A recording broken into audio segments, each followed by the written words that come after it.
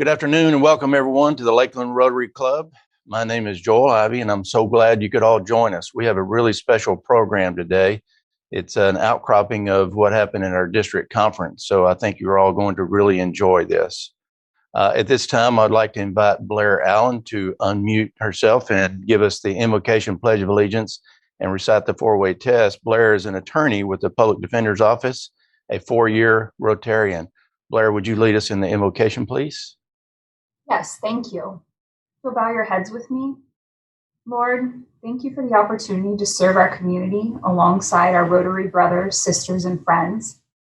And as Father's Day approaches this weekend, thank you for all the fathers and the father figures in our lives, those men who have set examples for all of us on how to live, how to be kind, and how to serve, just like you, our greatest Father, shows us each day. In your name we pray. Amen.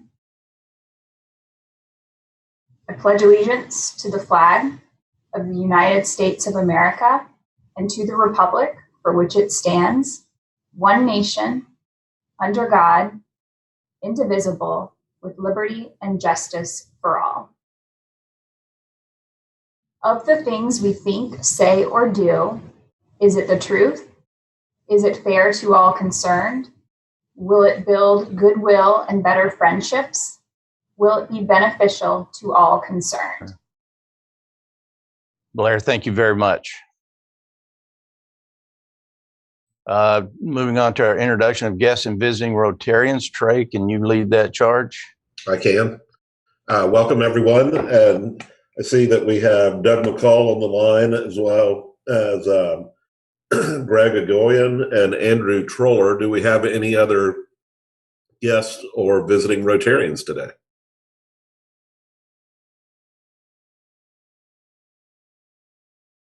Okay. Welcome to everyone. All right. Thank you, Trey, and welcome, everyone. Thanks for joining us again. Doug correctly pointed out that we're about to abandon Zoom meetings, and so he's not going to be able to join us any longer until he can get back over here. So, Doug, we will miss you, and thank you for staying with us this whole time. At this point, I'd like to entertain some happy dollars. If anybody has any happy dollar announcements you would like to make, please unmute yourself and speak up. Okay, I have some. I had my son and his wife here for 2 weeks. He just graduated with his Master's of Fine Arts from the University of Iowa and was offered a job in a really great company in Cedar Rapids, Iowa. So that's a very, very happy dollar. And this coming Sunday, my husband and I hit our 40th anniversary. So pretty excited to be with the same guy for 40 years. I'll get that money to you, Joel.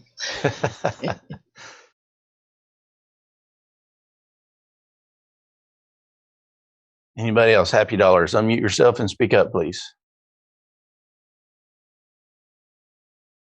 All right, hearing none, we're going to move into the announcements. Our own downtown Julie wants to make an announcement real quick. Julie, it's your turn.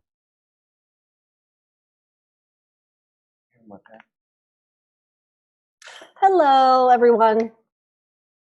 So today is the deadline for paying your dues for the next Rotary year, President Nate's year. I would really like to get everything wrapped up by July 1st, which is the date that we have to pay our Rotary International dues for everyone who is on our list. So if you are haven't paid up your dues yet, or if you know you have to get a check from your employer and that's going to take some time, just let me know so I can scratch you off of my hunt down and torture you list. Because I do not want to be dealing with dues until October, November, December, like we were last year and in previous years. My goal is to get this all taken care of on time and in a timely manner. So if you haven't paid your dues yet, get on it. And if you need to negotiate more time, that's perfectly okay. I just need to know. All right. Thank you, Julie. You do not want Julie hunting you down. Trust me when I say that. Coming up next week, we're not going to have a lunch meeting. We're going to be having our annual dinner, and that's going to be obviously in person at Lone Palm. That is June 22nd. Starts at 6 o'clock. We will have a social hour, and then we'll start the party at 7. So please come ready to attend the annual dinner. If you go to the website, there's a couple of links at the top to where you can sign up either for yourself or yourself and your date, however you want to come. I'm going to encourage everyone, since we live in Florida and it's basically summertime, I don't see the need to wear 3-piece suits to something like this. So Lone Palm is actually a golf club, not the kind you swing, but a club where you hang out. And it's okay if we go in a business casual type attire. But when we go this way, I would ask you to wear a Rotary shirt. So if you have your white golf shirt, for example, from the last golf tournament, or any Rotary shirt or any Rotary adornments or memorabilia that you want to wear would be perfectly suitable for this. So we're going to be looking to go business casual, Rotary business casual, please. So coming up also, the 29th is going to be our first in-person meeting. This meeting is going to be hosted by our own immediate past president, Carol, because I'm going to be in Texas visiting my grandkids, and that's non-negotiable at this point. So Carol is going to very perfectly lead us through that meeting as she can, as we all know. And so that's going to be a great in-person meeting. And then starting then, we're going to be meeting in person every week, and with the exception of July 6th, which we're not going to have a meeting. So we'll have a break July 6th, and we'll come back full time for Nate's Reign of Terror starting July 13th, I believe that it is. So we can have that to look forward to. Does anyone else have any announcements they would like to make? President Joel, this is Jack. Just to fill in a couple of the blanks there on our first meeting back on the 29th.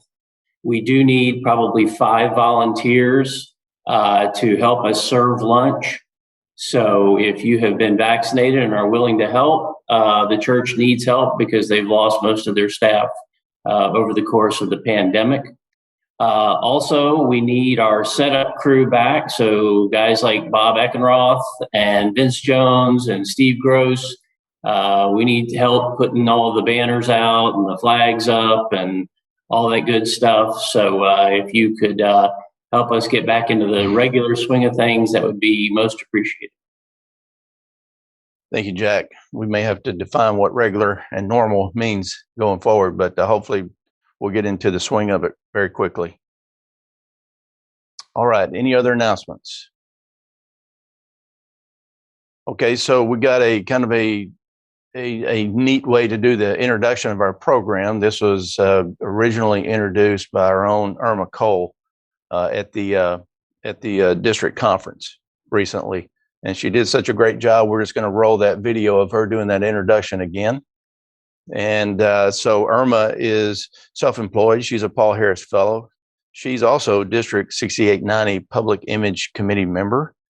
And then she's been a member of this club since January, but you wouldn't know it because she's so active in a lot of the things that her and Mark have been working through. So Amanda, why don't we roll tape and get this started?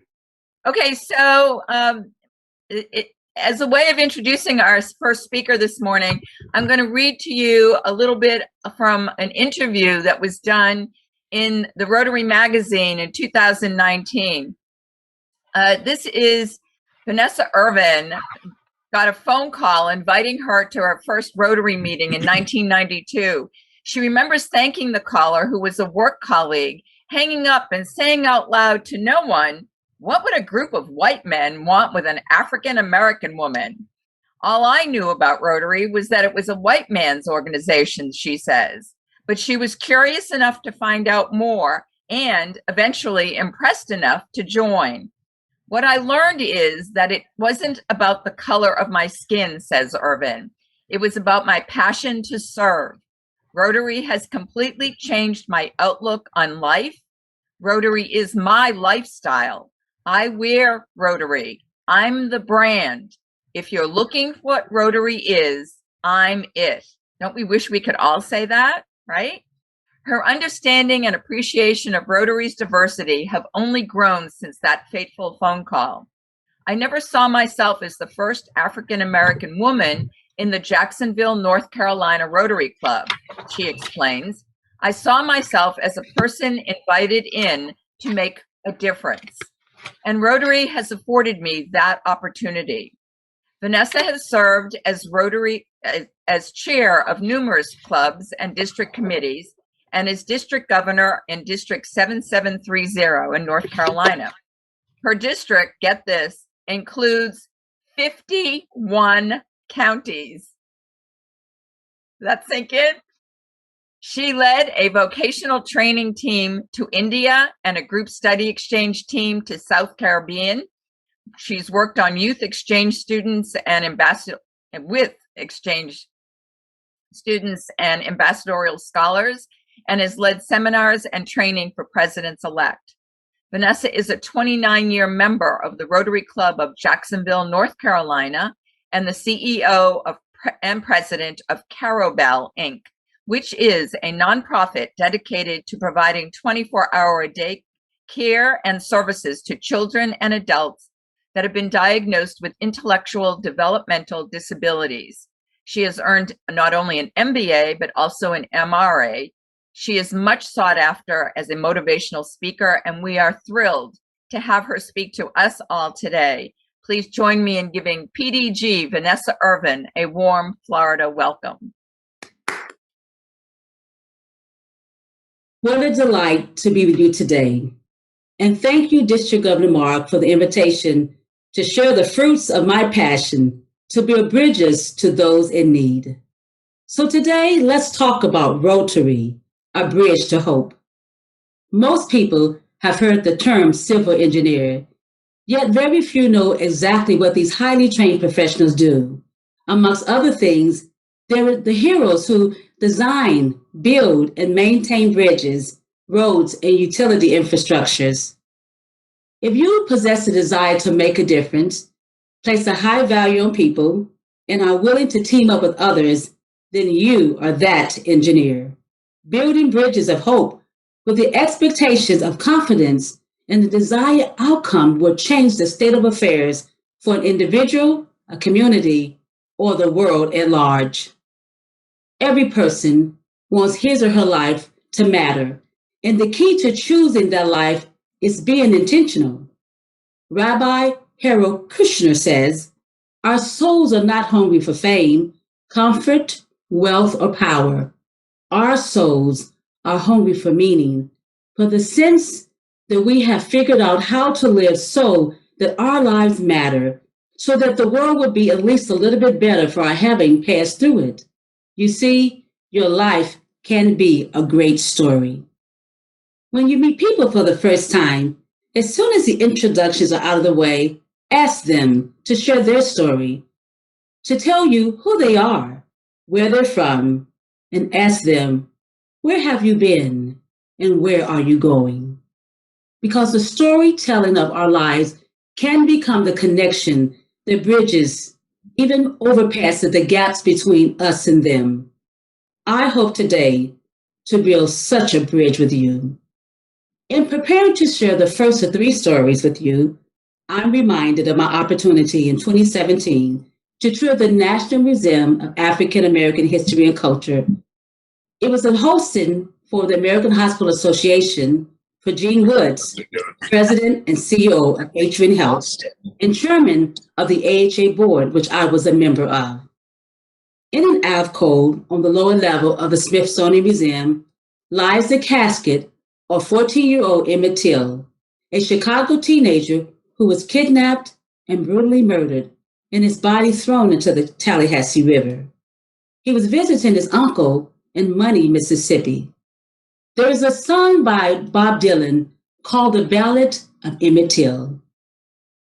It is important to remember, as there is power in remembrance. There is power in the English word remember, but the power is best illustrated by its opposite. The opposite of remember is not merely to forget. That is the opposite of to recall. The opposite of remember is to dismember. Wow. Think about the lives of those in our local and global communities who have been dismembered by the circumstances of life. And when we see it, as Rotarians, as servant leaders, as neighbors, we start to connect with others to try to conceptualize how we to work together for a solution. Building a bridge to connect as we hope for a better outcome. But you see, our intentionality has to be the start. So come on, travel with me back in time. It's 1957. Now, how many of you were born by then? All right, I see your hands. And how many of you were not? Yes, you've all just dated yourselves. In 1957, a mother of four would find herself hearing these devastating words from the physicians at St. Louis Hospital in Chicago, Illinois. We have done all that we can. Your baby is going to die. Wow. Imagine the impact of such direct words. A prognosis so final with no possibility of a future. For her, those words went against all hope. And this mother was about to not give up on the life of her 3-year-old baby. At some point in time, I imagined that a definite pause must have roused up within her, and that those words that were spoken over her child would not be the final declaration.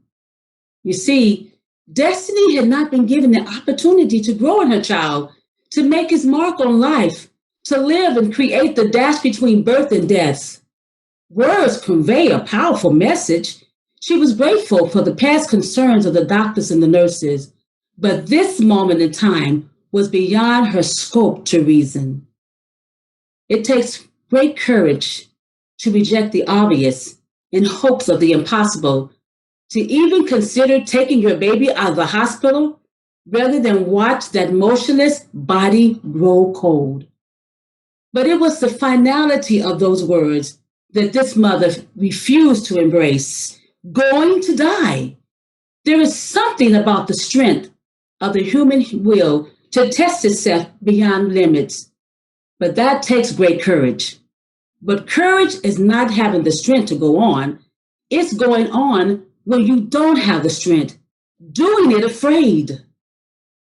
The conclusion of this story was that she did take her baby home, who struggled to take every breath as the night passed to day, and the day to night, and the days into weeks, and the weeks into months, and those months into years, experienced numerous health issues, even until adulthood. But today, that baby, once expected to die, has made an impact on thousands of lives across global communities, such as India, teaming with others to provide a global grant to build a dialysis center that bears the name of the community with the providence of 1.2 million people, where the closest dialysis was 6 hours away, and it was for the well-to-do, not the poor and the desolate.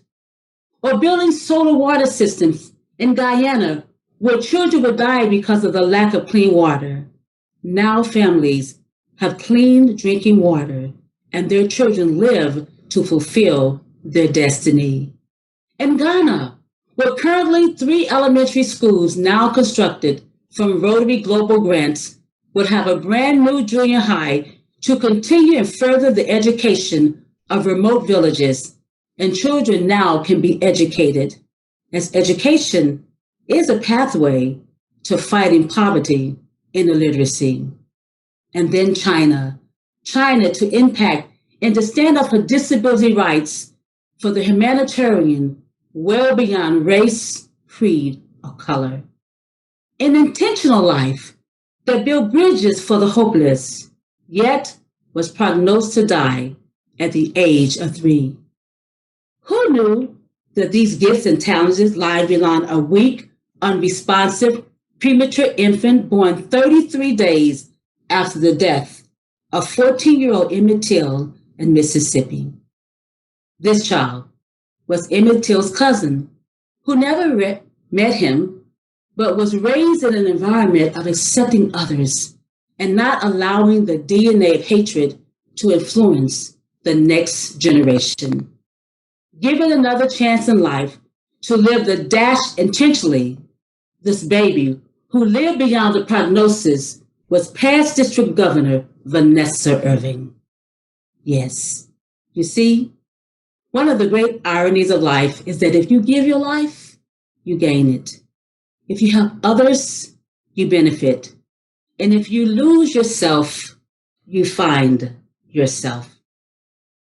When I started living and leading for the benefit of others and adding value to them, a whole nother world of opportunities opened to me. I learned to value my clarity and my charity of choice, the Rotary Foundation, because it became a resource of financial stability by which my mind could dream the possible for those who felt change would be impossible. If you're out there, keep dreaming. Did you hear me? Keep dreaming, because the limitations lie only in our minds. When you have an ideal, if you think it's the only one you ever come up with, you're hoarded. Don't be a hoarder. However, if you anticipate that you will have more ideals, you will be willing to share it. As Rotarians, we build bridges of hope and should be able to define our intentionalities. So here's a wisdom thought. Our wisdom is determined not by what we possess, by what possesses us. Let me say that again. Our destiny is determined not by what we possess, but by what possess us. So the question is, what possess you today that will be reflected in the possibilities of your tomorrow? While living a life of intentionality, I connected to people who inform relationships that have blessed me tremendously. I often say this, we're one relationship away from our destiny. So our next story will take us 30 years later to China. In 1996, I will travel with the American Association of Mental Retardation, now Intellectual Disabilities, and its national leadership to China as a disability ambassador. This appointment was offered through the People to People initiative, officially launched by President Dwight D. Eisenhower in 1956. After witnessing the horrors of the Holocaust, President Eisenhower recognized the surest way to break the cycle of fear and misunderstanding was for people to understand one another. He knew that for this to be effective, it must not come through the government, but through the hearts of people yearning for dignity, freedom, and peace.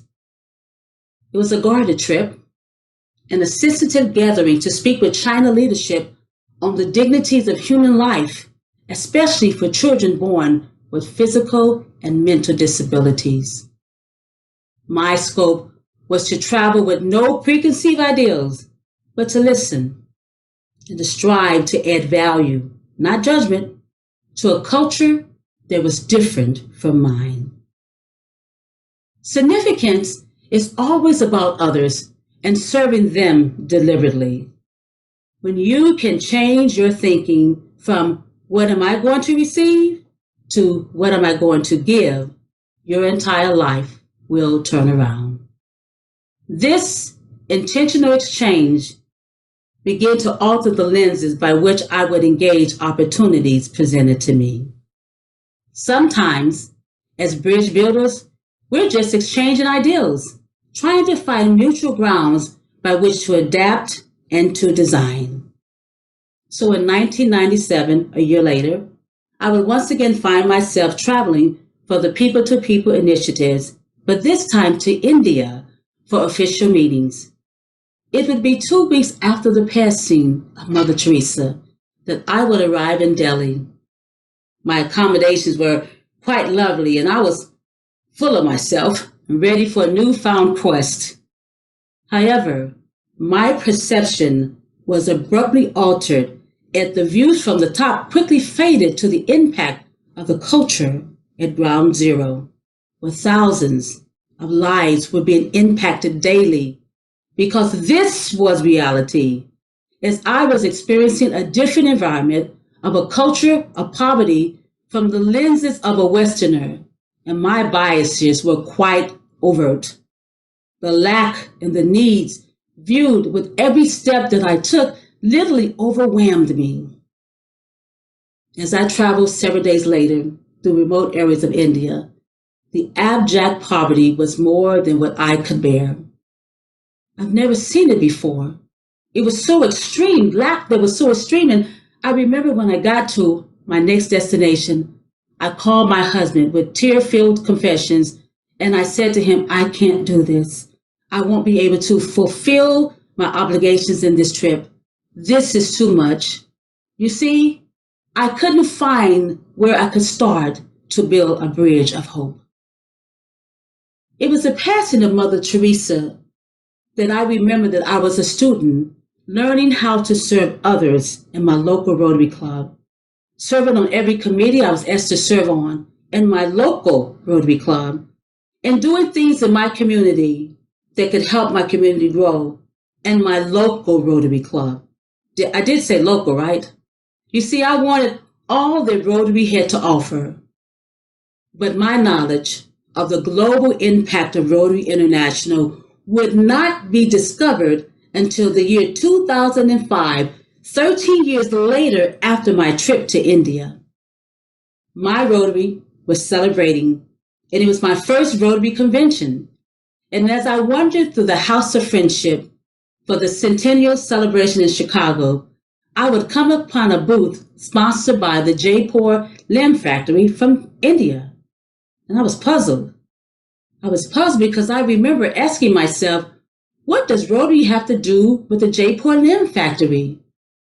13 years earlier, when I was in India, I had visited the factory where prosthetic limbs were being made, and I did not know that my Rotary had anything to do with India, including eradicating polio. Yes, I know, I can hear you gasping through the screen. But what I didn't know was that my service of Rotary was being siloed through my narrow lenses. And yes, I paid dues every quarter. I gave $25 to the TRF. Didn't know what that meant. My sponsor said that it was required.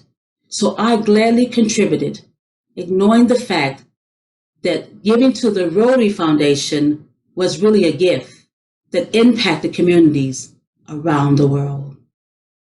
In Chicago, at the 100th celebration of Rotary, I found the I in international, and my intentionality to do good in the world has not wavered since then. If you've never been to a Rotary International Convention, you're missing out on the many facets of our great international footprint. And we get to be a part of that as Rotarians, something bigger than ourselves. This is where I experienced firsthand the diversity of Rotary International and its memberships before we ever became Zoom aficionados. We are a global network of 1.2 million. So 10 years later, as I walked through the corridors to meetings at the Rotary Conference in Brazil, I heard someone belling out my name. Vanessa! Vanessa! Fast approaching me, and I was clueless as to who this person was. And as she embraced me, she didn't hesitate to say, "You are Vanessa from Facebook." Yes, and as Paul Harvey would say, you know the rest of the story. Pure, raw Rotary fellowship at its best. And of course, this happens to us all the time, because we're the family of Rotary, and we build together, not only bridges of hope, but bridges to connect to each other. So as I share my final story, I ask you to ponder on this wisdom thought. If you have a heart to make a difference, there is always an answer. But if you have a heart of indifference, there is never an answer. Ooh, that's pretty good. Let's say that. If you have a heart to make a difference, there is always an answer. But if you have a heart of indifference, there is never an answer. So here goes the question. Where is your heart? My final story is a recap of a narrative that's dear to my heart and spoken from the passion of our 2015-16 Rotary International President, Ravi Ravindra. I'll set the stage, the location, India. On this day, a knock on the door would be answered by one of the sisters. A distinguished-looking gentleman, stylish suit, would ask if Mother Teresa was in. The young nun would respond and gesturing, "She is here," and pointed in the direction where she was cleaning the toilet. As he walked through the various arches, I imagine he could have seen what I observed when there at the Calcutta orphanage when I visited after her passing. Perhaps he saw the abandoned, the broken, the destitute. The Mother Teresa would care for, and others were considered the least of these. But he had come with a purpose, and finally finding her on her knees, welcoming him with a warm smile. He had hoped that the purpose of his trip would be explained very quickly. But as he helped her to her feet in the greeting, she handed him, in such a smooth transition, the commode brush and said in a soft whisper, "We will talk after the work is finished." There he stood, dressed in his custom suit, standing in a crude latrine with the assignment to continue cleaning where she had left off. After the astonishment of his dilemma, I imagined that he took off his jacket and folded it inside out as he got on his hands and knees and finished the work she had started. Upon completion of his task, he was now able to continue the purpose of his trip, stating that he was from the airlines that she would be traveling on her next trip and wanted to personally bring her the airline tickets, giving him a chance to meet her face to face. That day, he met the servant behind the work, as his life was forever changed by putting his hands to the work of Mother Teresa's. He experienced personally what it was like to serve on the front line of poverty, and this forever changing his life. His unedited comment was, "That day, I learned how to serve when I got to put my hands to the work of Mother Teresa. I felt most value in serving others." In closing, let me personally thank you for the bridges of hope you have built, the suspension of bridges under construction, and those that are in the future work. Hope is a powerful tool.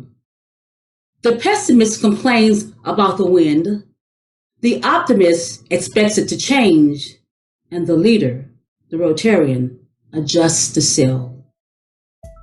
Let's keep hope alive. Thank you.